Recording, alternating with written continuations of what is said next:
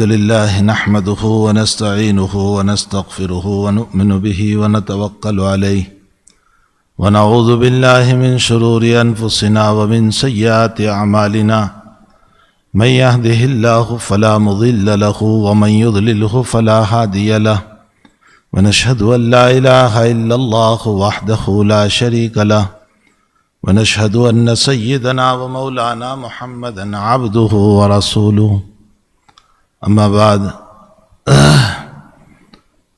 أعوذ بالله من الشيطان الرجيم بسم الله الرحمن الرحيم قل أعوذ برب الفلق من شر ما خلق ومن شر غاسق إذا وقب ومن شر النفاثات في العقد ومن شر حاسد إذا حسد صدق اللہ العظیم۔ بزرگان محترم اور معزز خواتین، مائیں، بہنیں اور بیٹیاں جو اپنے گھر پر بیٹھ کر سن رہی ہے،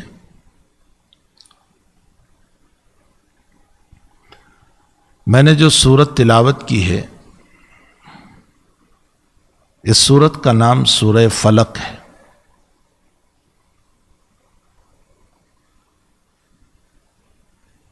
یہ مدنی سورت ہے۔ مکی اور مدنی اس کو کہتے ہیں کہ جو سورت ہجرت سے پہلے اتری وہ مکی سورت ہے، اور جو سورت ہجرت کے بعد اتری وہ مدنی سورت ہے، چاہے وہ کہیں بھی اتری ہو، لیکن ہجرت کے بعد ہے وہ مدنی سورت، اور ہجرت سے پہلے ہیں وہ مکی سورت۔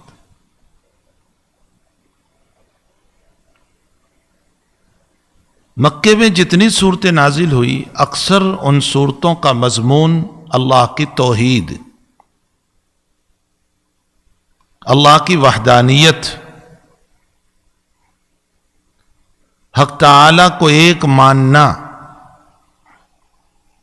اس کے ساتھ ذات و صفات میں کسی کو شریک نہ کرنا، اس کی ذات میں بھی کوئی شریک نہیں، جیسے عیسیٰ علیہ السلام کو ذات میں شریک مانا گیا، اس کی صفت میں بھی کوئی شریک نہیں، جیسے دنیا کے بہت سارے پتھروں کے معبودوں کو رزق دینے والا مانا گیا، اولاد دینے والا مانا گیا، یہ صفت میں شرک ہے۔ تو مکے میں جتنی صورتیں اتری ہے، اکثر ان صورتوں کا تعلق اللہ کی توحید سے ہے، اور توحید سب سے بڑا مسئلہ ہے۔ توحید اتنا بڑا مسئلہ ہے، اتنا بڑا مسئلہ ہے کہ ایمان کے بغیر تو انسان کی بخشش بھی نہیں، ایمان کے بغیر انسان کے لیے سفارش بھی نہیں۔ اگر ایمان نہیں ہے تو نبی علیہ السلام بھی سفارش نہیں کر سکیں گے۔ سب سے بڑا مسئلہ ایمان کا ہے، اور ایمان کو بچانا بہت ضروری ہے۔ اللہ تعالیٰ نے جو ایمان کی دولت ہمیں عطا فرمائی ہے، اس کو بچانا، اس کی حفاظت کرنا، ہمارا کوئی عمل، کوئی بات، کوئی کام ایسا نہ ہو کہ جس سے ہمارا ایمان چلا جائے۔ تو مکی زندگی میں جتنی صورتیں اتری، عام طور پر اس کا تعلق توحید سے، اللہ کی وحدانیت سے، اس کو ایک ماننا، اور اللہ نے اس کے نظائر، دلائل دنیا میں قائم کیے ہیں۔ اپنی اولادوں کو سمجھاؤ، جن کے ذہن آج مشکوک ہو چکے ہیں کہ اللہ ہے یا نہیں۔ یہ میں غیروں کی بات نہیں کر رہا ہوں، ہماری یہ مسلمانوں کی اولاد، جن کو شبہ ہو گیا اللہ کے باب میں کہ اللہ ہے یا نہیں، شک ہو گیا، ان کو سمجھاؤ، ان کو دلائل پیش کرو۔ قرآن میں دلائل موجود ہے،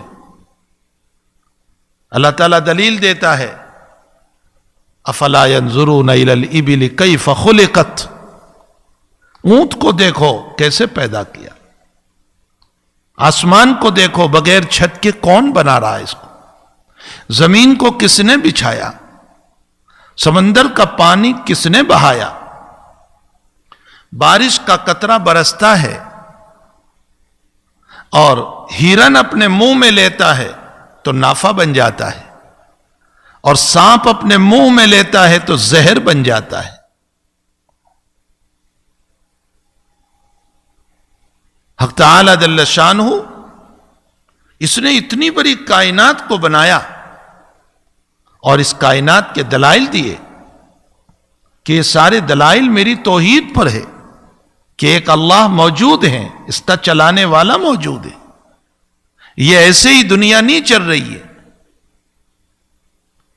اور اس کے لیے قرآن میں اس نے جگہ جگہ دلائل دیے۔ ایک جگہ اللہ نے فرمایا، کیا تم دو پارٹنر مل کر ایک غلام کو، ایک نوکر کو پسند کرو گے؟ کہا تم پسند نہیں کرتے، تم یہ چاہتے ہو کہ یہ نوکر میرا ہی بن کر رہے، دوسرے کا نہیں۔ تو جب تم دو آقا مل کر ایک غلام کو پسند نہیں کرتے تو بھلا اللہ کے باب میں اپنے آقا کے ساتھ کسی اور کے شریک کرنے کو کیوں پسند کرتے ہو؟ قرآن میں اللہ دلیل دیتا ہے اس پر کہ یہ تم کیوں کر رہے ہو۔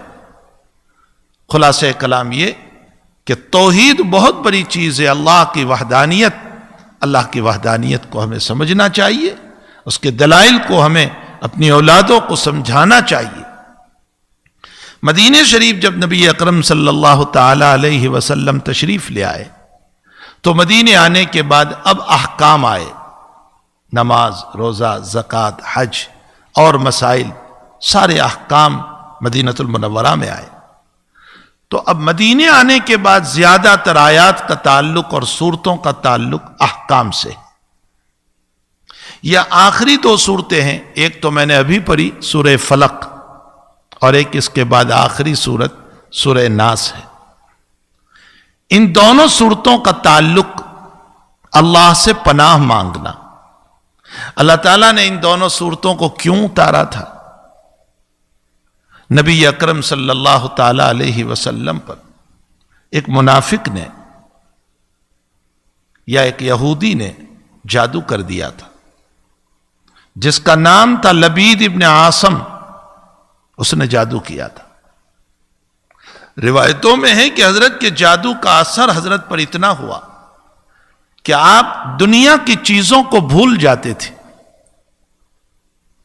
ابھی آپ سے ملے، بھول گئے کہ میں آپ سے ملا۔ ابھی دنیا کا کوئی کام کیا، بھول گئے کہ میں نے یہ کام کیا۔ دین اور وحی کا کوئی مسئلہ نہیں بھولے، لیکن دنیا کے کاموں کو بھول جاتے تھے۔ مفسرین نے لکھا ہے کہ آپ پر اس جادو کا اثر 6 مہینے تک رہا۔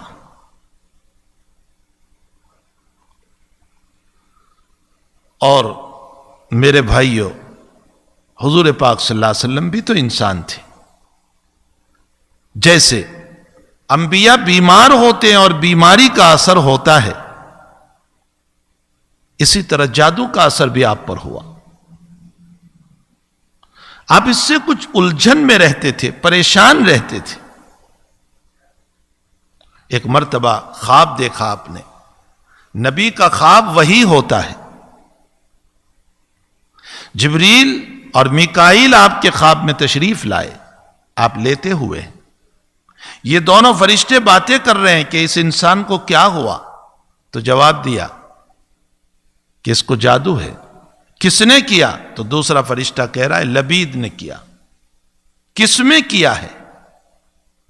تو جبریل جواب دے رہے ہیں کہ آپ کا جو کنگا ہے، اس کنگے کے دانت جو ہوتے ہیں کنگا کرنے کا، وہ اس نے استعمال کیے، اور کچھ بال آپ کے استعمال کیے، اور اس میں سوئی بھی رکھی، اور اس کو کھجور کے گچھے میں لپیٹ کر، ایک کنواں ہے جس کا نام بیر زروان ہے، اس میں پتھر کے نیچے رکھا ہے۔ یہ ساری بات حضرت سن رہے ہیں۔ یہ دانت کنگا کے کنگھی کے، اور یہ بال کیسے پہنچ گئے اس کے پاس؟ اصل میں ایک یہودی بچہ آپ کی خدمت میں آتا تھا، تو اس جادوگر نے اس بچے کو اپنے ہاتھ میں لیا اور یہ کہا کہ تو محمد کے پاس جاتا ہے، یہ چیز لے آنا۔ وہ خدمت میں تھا، حضرت سمجھتے تھے میری خدمت کرنے والا ہے، بس وہ لے گیا، اس نے اس کو دیا۔ اور اس لبید شاعر کی بچیاں بڑی جادوگر تھی، انہوں نے یہ جادو کر کے کنویں کے اندر رکھا۔ نبی علیہ الصلوۃ والسلام صبح کو جب اٹھتے ہیں، یہ پورا خواب آپ کو وہی ہے، آپ کو سورہ ناس اور سورہ فلق دی گئی، یہ دو صورتیں، آپ اس کنویں پر گئے اور صحابی رضی اللہ تعالیٰ عنہ کے پاس اس کو نکلوایا، تو اس پر 11 گرہیں لگی ہوئی تھی، اور ان دونوں صورتوں کی ملا کر 11 آیتیں ہیں۔ حضرت ایک آیت پڑھتے تھے اور ایک گرہ کھولتے تھے، 2 صورتیں پوری ہوئی، 11 آیتیں، اور آپ کا سحر اور جادو، وہ گرہیں ساری ختم ہو گئی اور اللہ نے آپ کے مسئلے کو حل کر دیا۔ عائشہ صدیقہ رضی اللہ تعالیٰ عنہ نے فرمایا، اللہ کے نبی صلی اللہ علیہ وسلم، جب آپ کو پتا ہے، اللہ نے آپ کو نام بتا دیا کہ فلاں نے آپ کو جادو کیا، آپ اس سے بدلہ کیوں نہیں لیتے؟ قربان جائیے رحمت للعالمین صلی اللہ علیہ وسلم پر۔ ہائے ہائے ہائے ہائے، کیا فرمایا؟ عائشہ، میرے اللہ نے مجھ کو شفا دے دی، مجھے بدلہ لینے والا بنا کر نہیں بھیجا ہے، میں کیوں انتقام لوں، میں کیوں بدلہ لوں، مجھے معاف کرنے والا بنا کر بھیجا ہے۔ وہ منافق تھا، آپ کی مجلس میں آ کر بیٹھتا تھا، ساری زندگی آپ نے اشارتاً بھی نہیں کہا، صاف کہنا تو بہت دور کی بات، اشارتاً بھی نہیں۔ بعض روایتوں میں ہے کہ بعض صحابہ نے سوچا کہ اس کو سزا دیں، پٹائی کرے اس کی، حضرت نے فرمایا نہیں، مجھے شفا مل چکی ہے، کیا ضرورت ہے اس کو پٹائی کرنے کی؟ یہ جناب رسول اللہ صلی اللہ علیہ وسلم کے اخلاق کریمہ تھی۔ آج ہم حضور کی سیرت تو بیان بھی کرتے ہیں، بولتے بھی ہیں، لکھتے بھی ہیں، شاندار تقریریں بھی ہوتی ہے، لیکن میرا خود کا عمل سیرت رسول پر نہیں ہے، ہمارے اندر وہ جذبات ہی نہیں ہیں جو نبی اکرم صلی اللہ تعالی علیہ وسلم نے اس امت کو دیے ہیں۔ آپ کی زندگی کے مبارک اخلاق، ایک روایت میں آپ فرماتے ہیں، اللہ نے مجھ کو میسر بنا کر بھیجا، معسر بنا کر نہیں بھیجا۔ ایک روایت میں ایک صحابی، دیہاتی صحابی ہے، گاؤں کے رہنے والے، آداب نبوت سے بھی ناواقف، آداب مسجد سے بھی ناواقف، مسجد میں آئے اور مسجد نبوی جیسی مقدس جگہ پیشاب کرنے بیٹھ گئے۔ صحابہ نے ان کو بھگانا چاہا، حضرت نے فرمایا پیشاب کر لینے دو اس کو۔ کیوں؟ اگر آپ اس کو بھگاؤ گے، یہ پیشاب کرتا ہوا چلے گا، پیشاب رکے گا نہیں، پوری مسجد خراب ہوگی۔ اس نے پیشاب کر لیا، حضرت نے فرمایا پانی بہا دو، اور پھر نبی علیہ الصلوۃ والسلام فرماتے ہیں، بعثت میسرا لا معسرا، میرے اللہ نے مجھ کو آسانی کرنے والا بنا کر بھیجا ہے، سختی کرنے والا بنا کر نہیں بھیجا۔ مسائل کے باب میں بھی حضرات فقہا لکھتے ہیں کہ امت کو یہ کہا گیا ہے کہ جب تک امت کے لیے یسر کا راستہ نکلتا ہو، امت کو سختی میں نہ ڈالو، آسانی کا راستہ نکلتا ہو تو امت کو سختی میں نہ ڈالو۔ بہرحال آپ نے بیر زروان کے اندر سے اس کو نکلوایا، اس کو کھولا، آپ کا سحر دور ہو گیا، آپ کا جادو دور ہو گیا۔ عائشہ صدیقہ رضی اللہ تعالیٰ عنہ نے فرمایا، حضرت اس کی پٹائی کروا دیتے۔ حضرت نے فرمایا، اللہ نے مجھ کو شفا دے دی، مجھے اللہ نے منتقم المجاز بنا کر نہیں بھیجا، بدلہ لینے والا بنا کر نہیں بھیجا ہے، اس لیے میں اس کو کچھ نہیں کہوں گا۔ ابن کثیر رحمت اللہ علیہ نے تفسیر ابن کثیر میں معوذتین کی تشریح کرتے ہوئے لکھا ہے کہ وہ منافق تھا، جس نے آپ پر سحر کیا تھا، جادو کیا تھا، اور وہ آپ کی مجلس میں آ کر بیٹھتا تھا، حضرت نے اشارتاً بھی کبھی نہیں کہا۔ یہ آپ کے اخلاق کریمہ تھے۔ آج سیرت کے بیان کرنے والوں ہی میں وہ اخلاق نہیں۔ ہماری زندگیوں ہی میں ہم بڑی شان سے حضور کی سیرت بیان کرتے ہیں، لیکن جب وقت آتا ہے عمل کا تو میری زندگی اس سے کوسوں دور ہوتی ہے۔ میں آپ صلی اللہ علیہ وسلم کی حضرات صحابہ کا یہ مجاز ہی نہیں تھا۔ صحابہ تو جچے تلے تھے۔ سیرت رسول صلی اللہ علیہ وسلم کے باب میں مشکات شریف میں ایک روایت ہے کہ حضرت کا گزر ہوا، ایک مکان کے اوپر سے ایسا قبہ بنایا تھا بیچ میں، مینار۔ حضرت نے صرف اتنا پوچھا یہ کس کا مکان ہے، بس چل پڑے۔ اس کے بعد وہ صحابی حضرت کی مجلس میں آئے، السلام علیکم یا رسول اللہ۔ حضرت نے یوں منہ پھیر لیا، پھر سلام کیا، منہ پھیر لیا، بار بار منہ پھیرا۔ اب حضرت کو تو وہ صحابی نہیں پوچھ رہے، ہمت نہ ہوئی، لیکن اوروں سے پوچھا کہ مجھ سے ناراض کیوں ہیں، کوئی مسئلہ ہو گیا مجھ سے؟ فرمایا ہمیں بھی نہیں معلوم، اتنا ہے کہ تمہارے مکان کے قریب سے گزرے تھے تو یہ پوچھا تھا کہ یہ مکان کس کا اور یہ قبہ اس کے اوپر جو بنایا ہے۔ وہ صحابی گئے اور جانے کے بعد اس قبے کو توڑ دیا، اور آ کر یہ بھی نہیں کہا حضرت کو کہ حضرت میں نے توڑ دیا۔ کچھ دنوں کے بعد پھر حضرت کا گزر ہوا، فرمایا یہاں مکان پر وہ قبہ تھا، اس کا کیا ہوا؟ فرمایا حضرت آپ کی ناراضگی کی وجہ سے انہوں نے توڑ دیا۔ حضرت نے ان کو اپنے سینے سے لگا لیا اور فرمایا ضرورت کے مکان کی اجازت ہے، اسراف کی اجازت نہیں۔ کتنی بہترین تعلیم دی آپ نے۔ انسان کو اپنے مکان کی ضرورت ہے، جو سردی گرمی سے بچائے، جو بارش سے بچائے، جو آل اولاد کی حفاظت کرے، یہ تو یقیناً مکان کی ضرورت ہے۔ لیکن مکان میں یہ قبہ، ظاہر سی بات ہے اس کی کوئی ضرورت نہیں ہے۔ حضرت نے فرمایا یہ اسراف ہے، فضول خرچی ہے، یہ کہہ کر اپنے سینے سے لگا لیا۔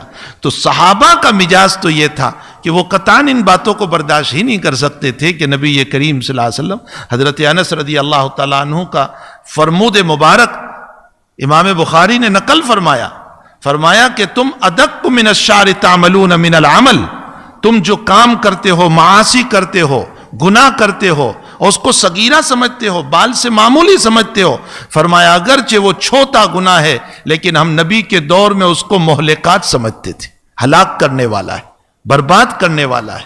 ہم چھوٹے گناہ کو چھوٹا سمجھ کر کے نہیں کرتے تھے کہ چلو چھوٹا ہے کر لو، اس سے کیا فرق پڑتا ہے۔ یہ تو فضل ہوا فقہا کا، علماء کا، کہ صغائر اور کبائر کا فرق کیا ہے۔ ورنہ امام غزالی رحمت اللہ علیہ لکھتے ہیں کہ اللہ کی ذات معظم کو دیکھتے ہوئے چھوٹا بھی بڑا ہی ہے۔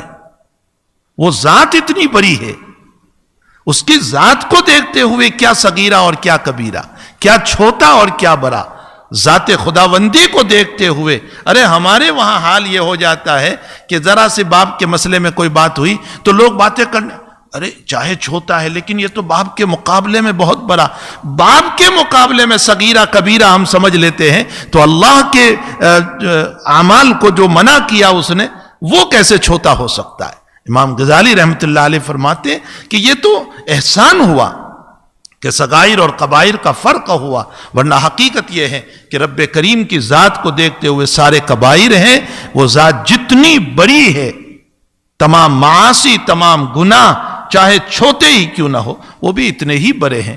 تو بہرحال ان دونوں صورتوں کا نزول، سورہ فلق اور سورہ ناس کا نزول اس پر ہوا کہ حضرت پر سحر ہوا، جادو ہوا، اور 6 مہینے تک اس کا اثر رہا، اور وہ آپ کے بال مبارک لیے گئے تھے، آپ کے کنگے کے کچھ دانت لیے گئے تھے، اور اس میں سوئی رکھی گئی تھی، اور اس کا ایک سر جیسا بنا کر کے بیر زروان، ایک کنواں تھا، زروان کنویں کا نام تھا، اس میں ایک پتھر کے نیچے اس کا پانی مہدی کے رنگ کا تھا، اس کے نیچے وہ دبایا گیا تھا۔ جبریل علیہ السلام نے آپ کو بتایا اور اس کو نکالا، اور اس پر 11 گرہیں تھی، گانٹ لگے ہوئے تھے، اور ناس اور فلق کی 11 آیتیں ہیں۔ حضرت ایک ایک آیت پڑھتے گئے اور کھولتے چلے گئے، 11 گرہیں کھل گئی ناس اور فلق پر، اللہ نے آپ کو شفا دے دی۔ سوال یہ ہوتا ہے کہ ہم ناس اور فلق پڑھتے ہیں پھر بھی ہم کو شفا نہیں ہوتی۔ حقیقت یہ ہے کہ یقین نہیں۔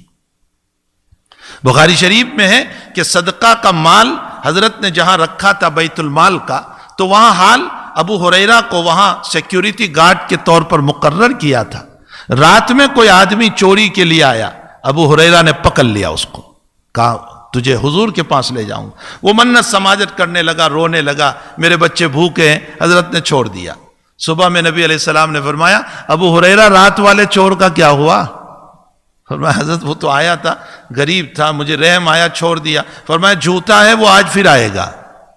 دوسرے دن پھر آیا, پھر رونے لگا, ابو ہریرہ کو رحم آ گیا, چھوڑ دیا. امام غزالی نے بڑی پتے کی بات لکھی ہے, جس کا معبود جس درجے کا ہوتا ہے اس کا عابد اسی درجے کا ہوتا ہے. مسلمانوں کا معبود رحمان و رحیم ہے, جو رحمتوں سے بھرا ہوا ہے, اس کے ماننے والوں کے دل بھی رحم سے بھرے ہوئے. یہ مسلم کیسا ہی ہو, فاسق و فاجر, شرابی, کبابی, جگاری, کیسا ہی کیوں نہ ہو, لیکن دل میں رحم ضرور ہوتا ہے. اور جن کے معبود پتھر ہے, جو پتھر کے پجاری ہے, پرستش کرتے ہیں, ظاہر سی بات ہے پتھر سخت ہے, کوئی چیز نہیں جاتی, تو ان کے پونجنے والوں کے دل بھی اتنے ہی سخت ہیں, ان کو رحم کسی پر نہیں آتا. اسی لیے آپ دیکھیں پتھر کے پجاریوں کا حال کہ وہ کیسے لوگوں کو مارتے ہیں اور ظلم کرتے ہیں. ایک مومن کیسا ہی ہوگا لیکن اس کا دل رحم و کرم سے بھرا ہوا ہوگا. ابو ہریرہ نے دوسرے دن بھی معاف کر دیا. حضرت نے پھر صبح پوچھا کیا ہوا؟ فرمایا حضرت وہ آیا تو تھا, رحم آیا, چھوڑ دیا. فرمایا پھر آئے گا. تیسرے دن پھر آیا, فرمایا آج نہیں چھوڑوں گا. تو وہ کہنے لگا میں تجھے ایک عمل بتا دوں, اگر تو پڑھ لے تو چوری سے, ڈکیتی سے, جن سے, بھوت سے, فلاں سے تیری حفاظت ہو جائے گی. فرمایا بتا دے وہ عمل کیا ہے. تو وہ بتانے لگا کہ آیت الکرسی, اس کو پڑھ لو تو اللہ تعالیٰ جو ہے مکان کی حفاظت کر لیتے ہیں, جنوں سے, بھوت سے, شیاطین سے, اور چوروں سے, ڈکیتوں سے, سب سے حفاظت. اس کو چھوڑ دیا. صبح حضرت نے فرمایا کیا ہوا چور کا؟ فرمایا یا رسول اللہ وہ آیا تو تھا, لیکن ہماری شرط ہو گئی کہ اس نے ایک عمل بتایا, اس پر میں نے چھوڑ دیا. حضرت نے فرمایا اس نے سچ کہا لیکن وہ جھوٹا ہے. کیا مطلب؟ فرمایا وہ شیطان ہے, وہ خود جھوٹا ہے, لیکن اس نے جو بتایا کہ آیت الکرسی سے حفاظت ہوتی ہے, یہ بات اپنی جگہ 100% صحیح ہے. تو آیت الکرسی سے حفاظت ہوتی ہے, لیکن حقیقت یہ ہے کہ ہمیں یقین نہیں. حضرت علی رضی اللہ تعالیٰ عنہ کا جس رات شہادت ہوئی بغداد کوفہ کے اندر, تو ایک بچہ باہر بیٹھ کر رو رہا تھا. اس کے والدین نے مارا تھا, نکال دیا تھا, وہ رو رہا تھا. لکھا ہے تاریخ کے واقعات میں کہ ایک بہت بڑا کیٹ اور بلہ اس کے پاس آیا اور باتیں کرنے لگا عربی میں, اور کہا کہ تو کیوں روتا ہے؟ کہا میرے ماں باپ نے مار کر مجھ کو نکال دیا. کہا اچھا تو بھوکا ہے؟ کہا جی. تو کہا میں تیرا مکان بتا کہاں ہے, میں کھانا لے آؤں. تو بتایا کہ یہ میرا مکان ہے. وہ گیا اور واپس آیا اور کہنے لگا کہ میں تیرے مکان سے کھانا نہیں لا سکتا ہوں, اس لیے کہ تیرے باپ نے بسم اللہ پڑھ کے بند کیا ہے. یہ بسم اللہ کی تاثیر ہے کہ بسم اللہ پڑھ کے بند کیا ہے.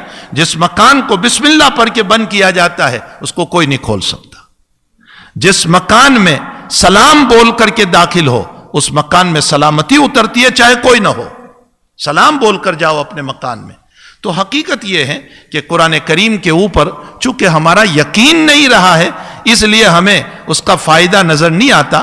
ورنہ اگر انسان جو ہے اس پر یقین کر لیں تو سورہ ناس کا بھی فائدہ ہے, سورہ فلق کا بھی فائدہ ہے, اور آیت الکرسی کا بھی فائدہ ہے. نبی علیہ الصلوۃ والسلام فرماتے جس نے سورہ بقرہ کے آخری 2 آیتیں آمن الرسول بما انزل الیہ من ربہ سے لے کر آخری 2 آیتیں, بخاری شریف کی صحیح ترین روایت, فرمایا جس نے ان دونوں آیتوں کو رات میں بستر پر سوتے ہوئے پڑھ لیا اور اس کے بعد بات نہیں کی اور سو گیا, فرمایا صبح تک فرشتے اس کی حفاظت کرتے رہتے. کتنی بڑی فضیلت ہے. بخاری شریف میں ہے رات میں سوتے ہوئے انسان دعا پڑھ لے, انی وجہت وجہی الیک وفوضت امری الیک والجأت ظہری الیک لا ملجأ ولا منجأ منک الا الیک آمنت بکتابک الذی انزلت وبنبیک الذی ارسلت. حضرت نے یہ دعا سکھائی، فرمایا میں سو رہا ہوں رات میں مجھے کچھ پتا نہیں، اے اللہ میرا ماوا اور ملجا تو ہی ہے، میرے پست پناہی تو ہی ہے، میں تجھی پر اعتماد کر کے سوتا ہوں، اے اللہ میں ایمان لایا تیری ذات پر، تیرے قرآن پر، تیرے نبی پر جو تو نے بھیجا ہے۔ نبی علیہ السلام فرماتے ہیں جو رات میں دعا پڑھ کے سویا اور اچانک اگر رات میں موت ہو گئی سیدھا جنت میں جائے گا، مت علی الفطرت، ایمان پر مرے گا، اسلام پہ مرے گا۔ یہ حضور پاک صلی اللہ علیہ وسلم کی باتیں ہیں، لیکن ہمیں چونکہ یقین نہیں ہے نا، اس لیے سورہ ناس اور فلق اولن تو ہم پڑھتے ہی نہیں۔ عقبہ ابن عامر فرماتے ہیں کہ نبی علیہ السلام نے فرمایا سورہ ناس اور فلق جیسی سورت نہ قرآن میں اتری، نہ زبور میں اتری، نہ تورات میں اتری، اور میرے قرآن کی دوسری صورتیں بھی ان دونوں صورتوں کا مقابلہ نہیں کر سکتی۔ ایسی زبردست دو صورتیں۔ حضرت عائشہ فرماتی ہے کہ نبی علیہ السلام جب بھی بیمار ہوتے، بخار آتا، ان دونوں صورتوں کو پڑھتے، ہاتھ پر دم کر کے یوں پھیل لیا کرتے۔ مرض الوفات میں حضرت سے پڑھی نہیں گئی آخری دن، بہت ضعف، کمزوری۔ عائشہ فرماتی ہے رضی اللہ تعالیٰ عنہ میں نے پڑھا اور پڑھ کر کے حضرت کے ہاتھ پر دم کیا اور حضرت کے ہاتھ کو آپ کے بدن کے اوپر پھیر دیا۔ اس کا مطلب اخیر تک سورہ ناس اور فلق حضرت پڑھتے رہے۔ عائشہ فرماتی ہے نبی علیہ السلام نے فرمایا ہر نماز کے بعد سورہ ناس اور فلق اور قل واللہ کو پڑھو، ایک ایک مرتبہ ان صورتوں کو پڑھو، اپنے بدن پر دم کر لیا کرو۔ اس کے بڑے فوائد ہیں، میں اس کا ترجمہ اور اس کی قدر تفسیر انشاءاللہ دوسرے موقع پر کروں گا۔ اللہ ہم سب کو قرآن عزیز کی جو ہے احترام کی توفیق عطا فرمائے۔ وصلی اللہ علی نبی الکریم برحمتک یا ارحم الراحمین۔